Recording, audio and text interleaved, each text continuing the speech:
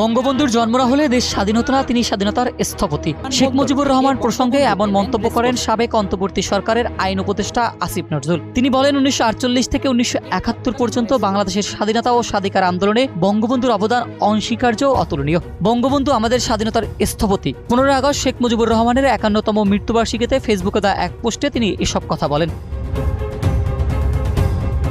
আসিফ নজরুল বলেন, বঙ্গবন্ধুর প্রতি শ্রদ্ধা ভালোবাসা জানানোর বহু কারণ আছে। আমি আগেও বলতাম, এখনো বিশ্বাস করি, উনার জন্ম না হলে অন্তত ৭১ সালে আমাদের দেশ স্বাধীন হতো না। ১৯৪৮ থেকে ১৯৭১ পর্যন্ত বাংলাদেশের স্বাধীনতা ও স্বাধিকার আন্দোলনে উনার অবদান অনস্বীকার্য ও অতুলনীয়। তিনি আমাদের স্বাধীনতার স্থপতি।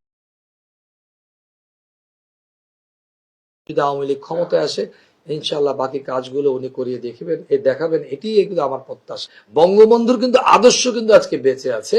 বঙ্গবন্ধুর কর্মকাণ্ড দিয়ে কিন্তু আজকে দেশকে যে বাঁচিয়ে রেখেছে আওয়ামী লীগকে, তার নেতৃত্বেই কিন্তু এই বাংলাদেশ স্বাধীন হয়েছে। দেখেন, একটি মানুষ যাকে যদি ভালো না বাসতো, তাহলে এত লোক, আপনার শিশু বলেন, যুবক বলেন, যুবতী বলেন, বৃদ্ধ বলেন, প্রত্যেকটি স্তরের লোক, হিন্দু বলেন, খ্রিস্টান বলেন, বৌদ্ধ বলেন, ওনার ডাকে সাড়া দিয়ে এই জাতি ঝাঁপিয়ে পড়েছিল ১৯৭১। তার বিনিময়ে আমরা একটা পেয়েছি, একটি ভূখণ্ড, একটি মানচিত্র বলেন, যাই বলেন, আমরা পেয়েছি।